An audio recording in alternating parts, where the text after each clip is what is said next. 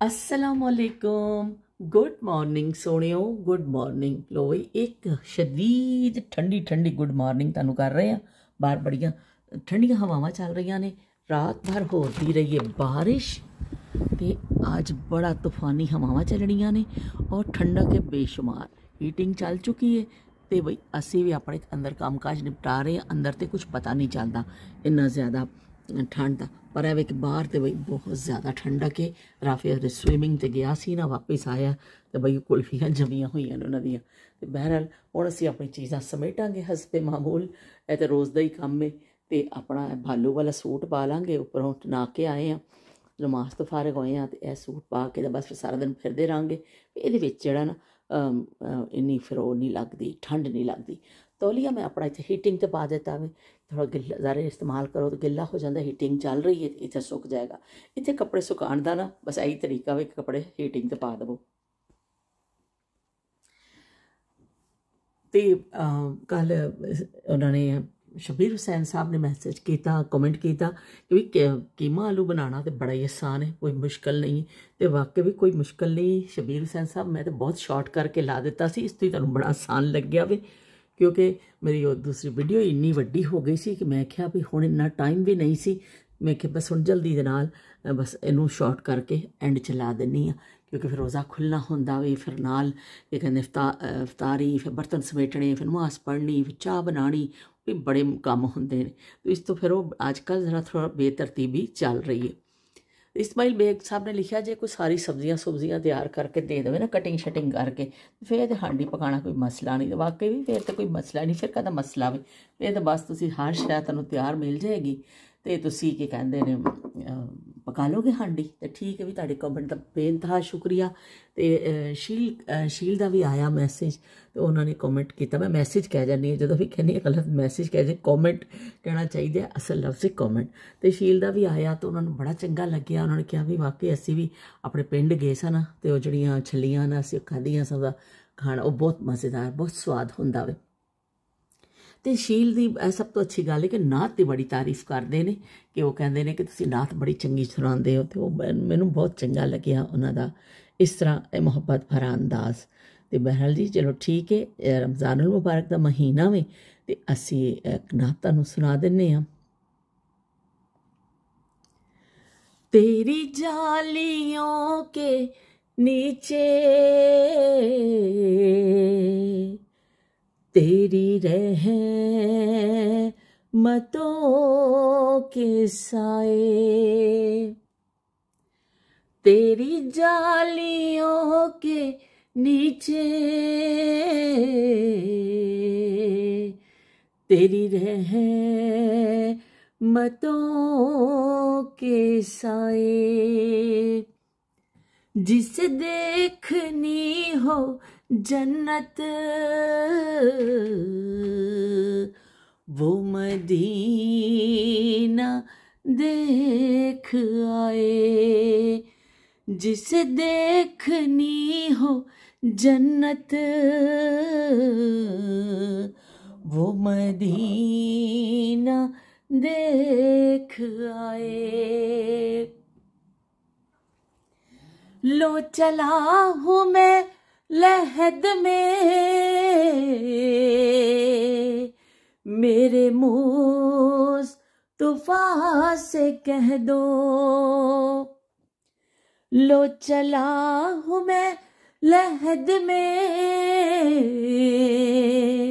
मेरे मुस्तफा से कह दो कि हवा तेरी गली की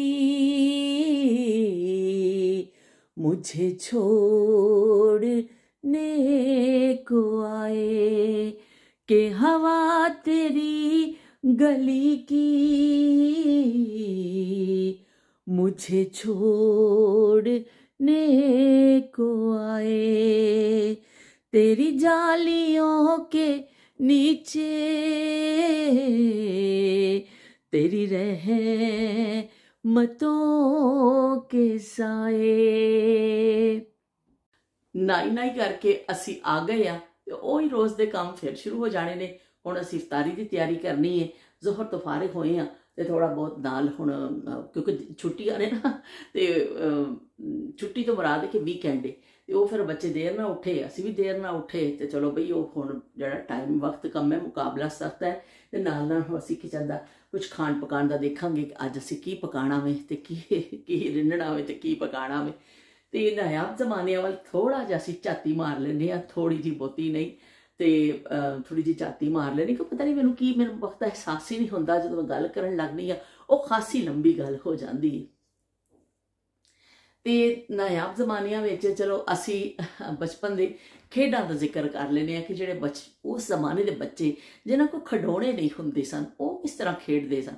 ਕੋਈ ਖਿਡੌਣਾ ਨਹੀਂ, ਕੋਈ ਟੋਏ ਨਹੀਂ, ਕੋਈ ਕੁਛ ਨਹੀਂ, ਕੋਈ ਲਸ਼ਕੇ ਨਹੀਂ, ਕੋਈ ਪਸ਼ਕੇ ਨਹੀਂ, ਬਸ ਗਲੀਆਂ 'ਚ ਬੱਚੇ ਖੇਡਦੇ ਹੁੰਦੇ ਸਨ। ਸਭ ਤੋਂ ਜਿਹੜਾ ਮਸ਼ਹੂਰ ਖੇਡ ਹੁੰਦਾ ਸੀ ਨਾ, ਸਮਝੋ ਉਹ ਪਕੜਨ ਪਕੜਾਈ ਹੁੰਦਾ ਸੀ। ਮੰਜੀਆਂ ਵਿਹੜੇ 'ਚ ਵਿਛੀਆਂ ਹੁੰਦੀਆਂ ਸਨ, ਤੇ ਬੱਚੇ ਵੱਡੇ ਬੈਠੇ ਗੱਲਾਂ ਕਰ ਰਹੇ ਨੇ, ਤੇ ਬੱਚੇ ਆਲੇ ਦੁਆਲੇ ਦੌੜ ਦੌੜ ਕੇ ਕਮਲੇ ਹੁੰਦੇ ਨੇ, ਇੱਕ ਦੂਸਰੇ ਨੂੰ ਫੜਦੇ ਸਨ।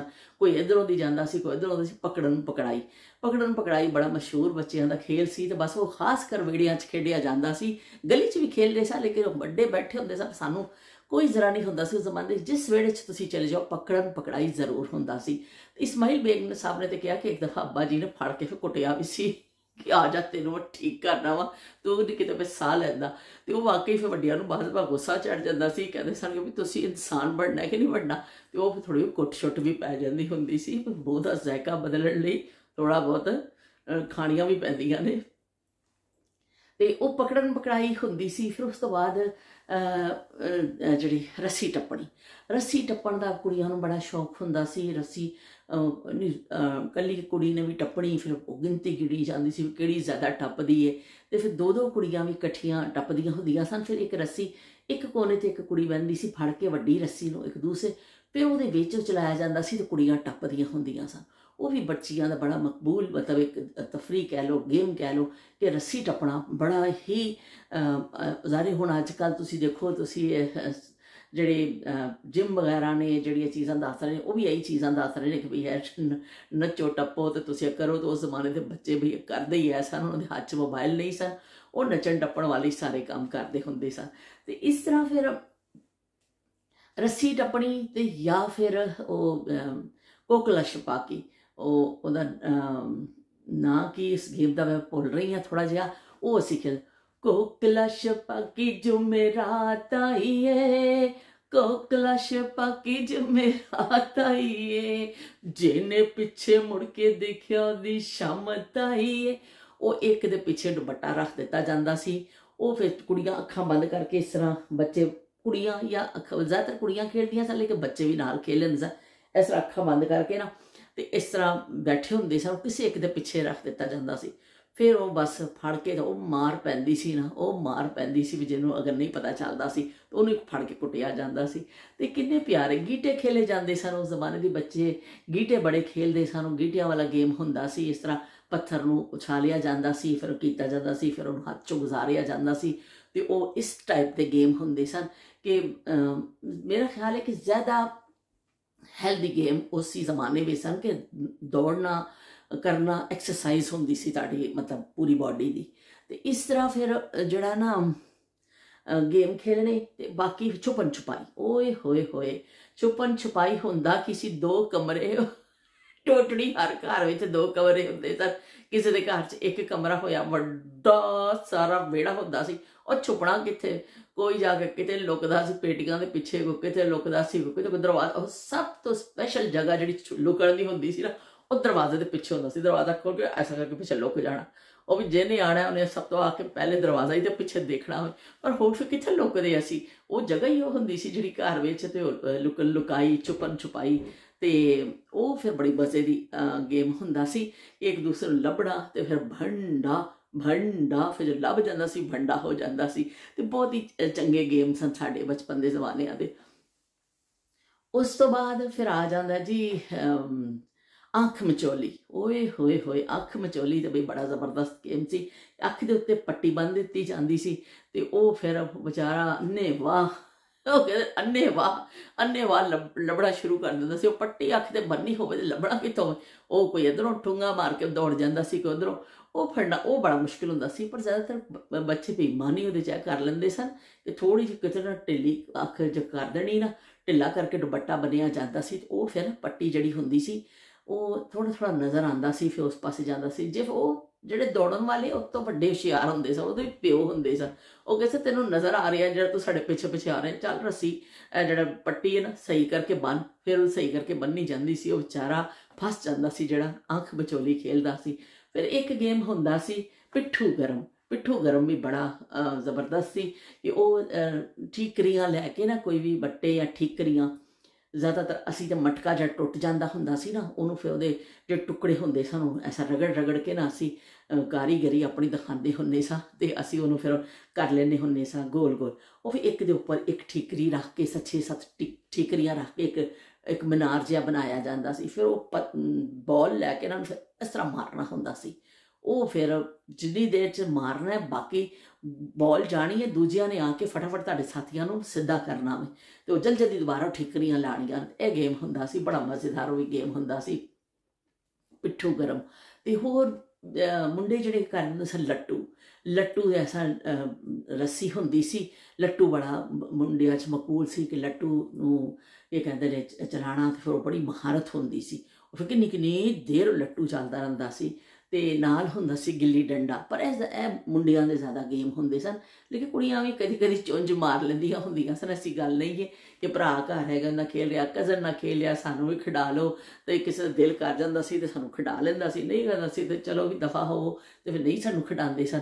ਤੇ ਬਹਿਰਹਾਲ ਉਹ ਜਿਹੜਾ ਨਾ ਟਾਈਮ ਬੜਾ ਜ਼ਬਰਦਸਤ। ਉਸ ਤੋਂ ਬਾਅਦ ਕਿ ਪਿੱਠੂ ਗਰਮ ਉਹ ਤੇ ਗਿੱਲੀ ਡੰਡਾ, ਇੱਕ ਹੁੰਦਾ ਸੀ ਗਿੱਲੀ ਡੰਡਾ। ਓਏ ਹੋਏ, ਉਹ ਵੀ ਇਸ ਤਰ੍ਹਾਂ ਇੱਕ ਗਿੱਲੀ ਹੁੰਦੀ ਸੀ ਲੱਕੜ ਦੀ, ਉਹਨੂੰ ਫਿਰ ਡੰਡੇ ਦੇ ਨਾਲ ਐਸਾ ਮਾਰ ਕੇ ਟੜਿਕ ਕਰਕੇ ਹਿੱਟ ਲਾਈ ਜਾਂਦੀ ਸੀ। ਜਿਹਦੀ ਜਿੰਨੀ ਦੂਰ ਹਿੱਟ ਜਾਂਦੀ ਸੀ ਉਹ ਬੜਾ ਫਿਰ ਹੁੰਦਾ ਸੀ, ਉਹ ਇੱਕ ਮੁਕਾਬਲਾ ਹੁੰਦਾ ਸੀ। ਉਹ ਵੀ ਪਰ ਮੁੰਡਿਆਂ ਦਾ ਗੇਮ ਹੁੰਦਾ ਸੀ। ਮੁੰਡੇ ਪਤੰਗ ਵੀ ਉਡਾਉਂਦੇ ਸਨ ਤੇ ਕੁੜੀਆਂ ਦੇ ਆਪਣੇ ਰੱਸੀ ਟੱਪਣੀ ਤੇ ਇਸ ਤਰ੍ਹਾਂ ਦੇ ਇਹ ਖੇਲਣਾ ਪਿੱਠੂ ਗਰਮ। ਤੇ ਖੋ ਖੋ ਇੱਕ ਖੇਡ ਹੁੰਦਾ ਸੀ, ਖੋ ਖੋ। ਉਹ ਖੋ ਖੋ ਖੇਡਦੇ ਹੁੰਦੇ ਸਨ ਕਿ ਅੱਖਾਂ ਬੰਦ ਕਰਕੇ ਕੁੜੀਆਂ ਨੇ ਇਸ ਤਰ੍ਹਾਂ ਐਸਾ ਅੱਖਾਂ ਬੰਦ ਕਰਕੇ ਨਹੀਂ, ਇੱਕ ਕੁੜੀ ਦਾ ਇੱਧਰ ਨੂੰ ਮੂੰਹ ਹੁੰਦਾ ਸੀ, ਇੱਕ ਪਾਸ ਥੋੜ੍ਹੇ ਫਾਸਲੇ ਤੇ ਦੂਸਰੇ ਪਾਸੇ ਨੂੰ, ਤੇ ਉਹ ਫਿਰ ਬਾਕੀ ਦੌੜਦੀ ਸੀ ਲੜਕੀ ਇੱਕ। ਉਹਨੂੰ ਜਿਹੜੀ ਨਜ਼ਦੀਕ ਤਰੀਨ ਹੁੰਦੀ ਸੀ ਉਹਨੂੰ ਕਿਹਾ ਜਾਂਦਾ ਸੀ ਖੋ। ਉਹ ਫਿਰ ਉੱਠ ਕੇ ਫਟਾਫਟ ਉਹਨੂੰ ਫੜਨ ਦੀ ਕੋਸ਼ਿਸ਼ ਕਰਦੀ ਸੀ। ਇਸ ਤਰ੍ਹਾਂ ਉਹ ਇੱਕ ਬੜਾ ਅੱਛਾ ਗੇਮ ਸੀ। ਲੇਕਿਨ ਸਾਰੀਆਂ ਗੇਮਸ ਐਸੀਆਂ ਸਨ, ਦੇਖੋ ਦੌੜਨ ਭੱਜਣ ਵਾਲੀਆਂ। ਉਹ ਵੀ ਦੌੜਦੇ ਰਹੋ, ਭੱਜਦੇ ਰਹੋ, ਤੇ ਫਿਰ ਤੁਹਾਨੂੰ ਤੁਹਾਡੇ ਜਿਹੜੇ ਦੇਸੀ ਘਿਓ ਤੇ ਪਰੌਂਠੇ ਨਾ ਉਹ ਇਸੇ ਤੋਂ ਹੀ ਹਜ਼ਮ ਹੁੰਦੇ ਸਨ। ਕਿ ਬੱਚੇ ਵੀ ਐਸੇ ਗੇਮ ਖੇਲਦੇ ਸਨ ਕਿ ਜਿਹੜੇ ਕੀ ਕਹਿੰਦੇ ਨੇ ਉਹ ਦੌੜਨ ਵਾਲੇ। ਉਹ ਫਿਰ ਤੁਹਾਨੂੰ ਇੱਕ ਮਜ਼ਾ ਵੀ ਆਉਂਦਾ ਸੀ, ਥਕਾਵਟ ਵੀ ਹੁੰਦੀ ਸੀ, ਔਰ ਨਾਲ ਹੀ ਲੱਗਦੀ ਸੀ ਭੁੱਖ। ਤੇ 2-2 ਪਰੌਂਠੇ ਜਾਂ 4-4 ਪਰੌਂਠੇ ਇਸ ਤਰ੍ਹਾਂ ਨਹੀਂ ਖਾਦੇ ਜਾਂਦੇ, ਇਸ ਤਰ੍ਹਾਂ ਨਹੀਂ ਹੁੰਦਾ। ਉਹਦੇ ਵਾਸਤੇ ਮਿਹਨਤਾਂ ਕਰਨੀਆਂ ਪੈਂਦੀਆਂ ਤੇ ਦੌੜਨਾ ਪੈਂਦਾ ਵੇ।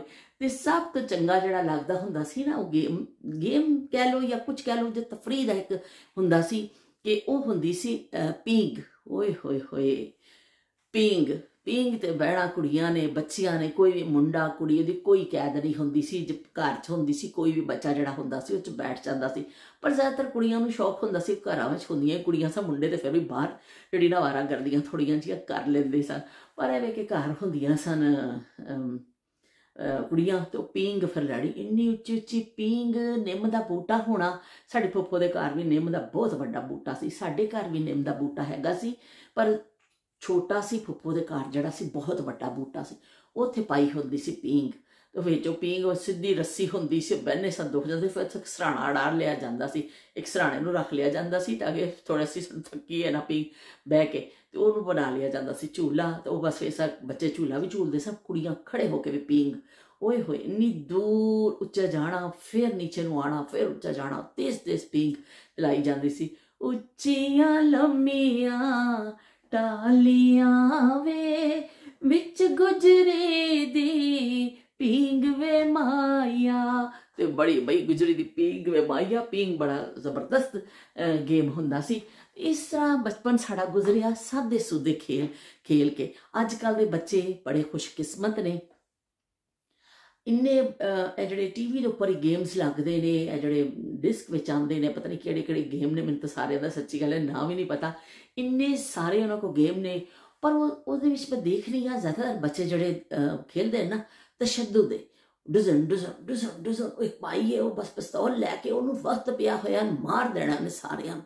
ਉਹ ਟਾਰਗੇਟ ਦਿੱਤਾ ਜਾਂਦਾ ਤੁਸੀਂ ਮਾਰਨਾ, ਉਹ dozen dozen dozen dozen dozen dozen. ਓਏ ਅੱਲਾ, ਕਦੀ ਉਹ ਛਾਲ ਮਾਰ ਕੇ ਉੱਤੇ ਚੜ ਜਾਂਦਾ, ਕਦੀ ਉਹ ਨੀਚੇ ਆ ਜਾਂਦਾ, ਕਦੀ ਕਿਸੇ ਰੱਸੀ ਫੜ ਕੇ ਅੱਗੇ ਨੂੰ ਚਲਾ ਜਾਂਦਾ, ਕਦੀ ਉਹ ਕੁਛ ਹੋ ਜਾਂਦਾ, ਕਦੀ ਬਿਲਡਿੰਗ ਤੋਂ ਡਿੱਗ ਪੈਂਦਾ ਵੇ, ਪਰ ਉਹ ਬਾਜ਼ ਨਹੀਂ ਆਉਂਦਾ, ਮਾਰੀ ਆਉਂਦਾ ਪਿਆ ਲੋਕਾਂ ਨੂੰ। ਇਸ ਟਾਈਪ ਦੇ ਗੇਮ ਬੱਚਿਆਂ ਨੂੰ ਪਤਾ ਨਹੀਂ ਕਿਉਂ ਦਿਖਾਏ ਜਾ ਰਹੇ ਨੇ, ਮੈਨੂੰ ਸਮਝ ਨਹੀਂ ਆਉਂਦੀ ਕਿ ਗੇਮ ਬਣਾਉਣ ਵਾਲਿਆਂ ਦੀ ਅਕਲ ਜਿਹੜੀ ਗਿੱਟਿਆਂ 'ਚ ਵੜੀ ਹੋਈ ਹੈ ਕਿ ਕੀ ਹੈ ਕਿ ਤਸ਼ੱਦਦ ਟਾਈਪ ਦੇ ਗੇਮ ਨੇ, ਕੋਈ ਐਸਾ ਮਜ਼ੇ ਦੇ ਨਹੀਂ ਲੱਗਦੇ। ਬਾਕੀ ਬਾਹਰ ਵੀ ਬੱਚੇ ਜਾ ਕੇ ਬਹੁਤ ਘੱਟ ਖੇਲਦੇ ਨੇ। ਹੁਣ ਤਾਂ ਜ਼ਿਆਦਾਤਰ ਬੱਚਿਆਂ ਦੇ ਹੱਥ 'ਚ ਮੋਬਾਈਲ ਆ ਗਿਆ ਵੇ ਔਰ ਬੱਚੇ ਘਰ ਬੈਠੇ ਹੀ ਟੈਬਲੇਟ ਦੇਖ ਰਹੇ ਨੇ, ਕਾਰਟੂਨ ਦੇਖ ਰਹੇ ਨੇ, ਇਹ ਚੀਜ਼ਾਂ ਦੇਖ ਰਹੇ ਨੇ। ਕਿ ਉਸ ਜ਼ਮਾਨੇ ਵਿੱਚ ਇਸ ਤਰ੍ਹਾਂ ਹੁੰਦਾ ਸੀ ਕਿ ਕਾਰਟੂਨ ਵੀ 5 ਮਿੰਟ ਦਾ ਹੁੰਦਾ ਸੀ। ਜਦੋਂ ਸਾਡੇ ਘਰ TV ਆਇਆ ਨਾ, ਉਹ 5 ਮਿੰਟ ਦਾ ਕਾਰਟੂਨ ਹੁੰਦਾ ਸੀ। ਓਏ ਹੋਏ, 5 ਮਿੰਟ ਦੇ ਕਾਰਟੂਨ 'ਚ ਤੁਸੀਂ ਦੱਸੋ ਕੀ ਮਿਲੇਗਾ? ਕਹਿੰਦੇ ਨਾ ਦਾੜ ਵੀ ਗਿੱਲੀ ਨਹੀਂ ਹੁੰਦੀ ਸੀ ਤੇ ਕਾਰਟੂਨ ਮੁੱਕ ਜਾਂਦਾ ਸੀ। ਅੱਜ ਤੁਸੀਂ ਦੇਖੋ ਬੱਚਿਆਂ ਕੋਈ ਮਾਰੇ ਚੈਨਲਸ ਦੀ, ਜਿੱਥੇ ਮਰਜ਼ੀ ਦੇਖੋ। ਉਹ ਸਾਡਾ ਆਪਣਾ ਯਾਹੀਆ ਜਿਹੜਾ ਸਾਰਾ ਦਿਨ YouTube ਦੇਖਦਾ ਰਹਿੰਦਾ ਬੈਠਾ, ਇੱਕ ਹਟਾਉਂਦਾ ਵੀ ਤੁਸੀਂ ਉਹਨੂੰ ਉਂਗਲ ਨਾਲ ਕਰਨਾ ਵੀ ਆ ਜਾਂਦਾ ਛੋਟੇ ਛੋਟੇ ਬੱਚਿਆਂ ਨੂੰ। ਤੇ YouTube ਦੇ ਜਿਹੜਾ ਨਾ ਵੀ ਬੱਚਿਆਂ ਨੂੰ ਐਸੀ ਆਦਤ ਬਣ ਗਈ ਹੈ, ਐਸੀ ਲੱਤ ਲੱਗ ਗਈ ਹੈ ਕਿ ਹੁਣ ਮੈਨੂੰ ਲੱਗਦਾ ਹਰ ਘਰ ਵਿੱਚ ਜਿਹੜਾ ਨਾ YouTube ਹੀ ਚੱਲਦਾ, ਬਸ ਹੋਰ ਕੁਝ ਨਹੀਂ ਚੱਲਦਾ। ਮੈਂ ਨਾ ਲੈ ਕਿ ਅੱਛੀ ਗੱਲ ਹੈ, ਚਲੋ ਹੁਣ ਬੱਚੇ ਘਰ ਬੈਠੇ ਇਹ ਕਾਰਟੂਨ ਦੇਖ ਲੈਂਦੇ ਨੇ, ਇਹ ਚੀਜ਼ਾਂ ਦੇਖ ਲੈਂਦੇ ਨੇ। ਸਾਡੇ ਜ਼ਮਾਨੇ ਐ ਸਨ ਕਿ ਬਾਹਰ ਜਾਓ ਬਈ ਮੰਜੀਆਂ ਦੇ ਆਲੇ ਦੁਆਲੇ ਦੌੜੋ ਤੇ ਇੱਕ ਦੂਸਰੇ ਨੂੰ ਗਲੀ 'ਚ ਪਕੜਨ ਪਕੜਾਈ ਖੇਲੋ, ਇੱਕ ਦੂਸਰੇ ਦੇ ਨਾਲ ਕੀ ਕਹਿੰਦੇ ਨੇ ਛੁਪਨ ਛੁਪਾਈ ਖੇਲੋ, ਲੰਗੜਾ ਪਾਲੀ। ਉਹ ਹਾਂ, ਲੰਗੜਾ ਪਾਲੀ ਵੀ ਇੱਕ ਗੇਮ ਹੁੰਦਾ ਸੀ ਕਿ ਲੰਗੜੇ ਹੋ ਕੇ ਨਾ ਇੱਕ ਲੱਤ ਚੁੱਕ ਕੇ ਦੂਜੀ ਲੱਤ ਤੇ ਐਸਾ ਕਰਕੇ ਦੂਜੇ ਨੂੰ ਫੜਨਾ ਹੁੰਦਾ ਸੀ। ਓਏ ਹੋਏ, ਹੁਣ ਮੈਂ ਸੋਚ ਵੀ ਨਹੀਂ ਸਕਦੀ ਕਿ ਅਸੀਂ ਇੰਨਾ ਖੇਲਨੇ ਵੀ ਸਾਂ। ਯਕੀਨ ਮੰਨੋ, ਸੋਚ ਰਹੀ ਹਾਂ ਤੇ ਝੁਰਝੁਰੀ ਇੱਕ ਆ ਜਾਂਦੀ, ਹੋਏ ਹੋਏ ਅਸੀਂ ਉਹ ਗੇਮ ਖੇਲਨੇ ਸਾਂ। ਹੁਣ ਲੱਤ ਇਸ ਤਰ੍ਹਾਂ ਚੁੱਕੀ ਨਹੀਂ ਜਾਂਦੀ, ਹੁਣ ਲੱਤ ਚੁੱਕੀ ਨਹੀਂ ਜਾਂਦੀ ਕਿ ਅਸੀਂ ਉਹ ਗੇਮ ਕਿਸ ਤਰ੍ਹਾਂ ਖੇਲਨੇ ਸਾਂ, ਲੰਗੜਾ ਪਾਲੀ। ਕਿ ਲੀਰਾਂ ਲੀਰਾਂ ਕਰ ਦਿੱਤਾ ਈ, ਰੱਬਾ ਬੁੱਢਿਆਂ ਕਰ ਦਿੱਤਾ ਈ, ਉੱਚੇ ਲੰਮੇ ਹੁੰਦੇ ਸਾਂ, ਮਠੀਆਂ ਕਰ ਦਿੱਤਾ ਈ, ਸ਼ੀ ਜਵਾਨੀ ਚੌੜੇ ਸੀਨੇ, ਕੱਖੋਂ ਹੌਲਾ ਕਰ ਦਿੱਤਾ ਈ, ਉਹ ਰੱਬਾ ਬੁੱਢਿਆਂ ਕਰ ਦਿੱਤਾ ਈ। ਤੇ ਰੱਬਾ ਬੁੱਢਿਆਂ ਕਰ ਦਿੱਤਾ ਈ। ਹੁਣ ਤੇ ਉਹੀ ਹਿਸਾਬ ਹੈ ਕਿ ਵੀ ਲੱਤ ਚੁੱਕ ਕੇ ਦੂਸਰੇ ਪਾਸੇ ਰੱਖਣੀ ਵੀ ਜਿਹੜੀ ਹੈ ਨਾ ਬਾਜ਼ ਦਫਾ ਬੜੀ ਮੁਸ਼ਕਿਲ ਹੋ ਜਾਂਦੀ ਹੈ ਕਿ ਉਹ ਸਿੱਧੀ ਨਹੀਂ ਹੁੰਦੀ, ਫਿਰ ਉਹਨੂੰ ਸਿੱਧਾ ਕਰਨਾ ਪੈਂਦਾ। ਮੈਂ ਜ਼ਿੰਦਗੀ ਦੇ ਨਾਲ ਸਾਰੀਆਂ ਚੀਜ਼ਾਂ ਚੱਲਦੀਆਂ ਨੇ। ਹਰ ਦੌਰ ਜ਼ਿੰਦਗੀ ਦਾ ਬਿਹਤਰੀਨ ਦੌਰ ਹੁੰਦਾ ਵੇ। ਅੱਲਾਹ ਪਾਕ ਤੁਹਾਨੂੰ ਜਿਹੜਾ ਵੀ ਅਤਾ ਕਰਦਾ ਵਕਤ ਉਹ ਬਿਹਤਰੀਨ ਹੁੰਦਾ ਵੇ।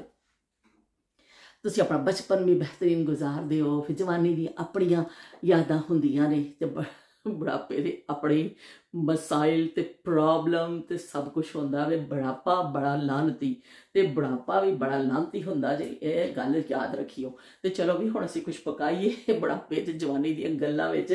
ਹਾਂਡੀ ਰੋਟੀ ਸਾਡੀ ਕਿਸੇ ਹੋਰ ਨੇ ਨਹੀਂ ਕਰਕੇ ਜਾਣੀ, ਅਸੀਂ ਕਰਨੀ।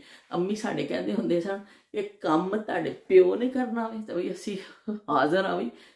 ਮਾਂ ਦੇ ਜੁਮਲੇ ਯਾਦ ਨੇ ਤੇ ਮਾਂ ਦਾ ਕਹਿਣਾ ਯਾਦ ਹੈ ਕਿ ਕੰਮ ਸਾਡੇ ਵਾਕਈ ਪਿਓ ਨੇ ਤਾਂ ਨਹੀਂ ਕਰਨਾ, ਅਸੀਂ ਕਰਨਾ ਵੇ। ਤੇ ਚਲੋ ਵੀ ਹੁਣ ਦੇਖਦੇ ਹਾਂ ਅਸੀਂ ਕੀ ਪਕਾਉਂਦੇ ਹਾਂ। ਮੇਰੇ ਵੱਲੋਂ ਅੱਲਾ ਹਾਫਿਜ਼ ਤੇ ਰੱਬ ਰਾਖਾ।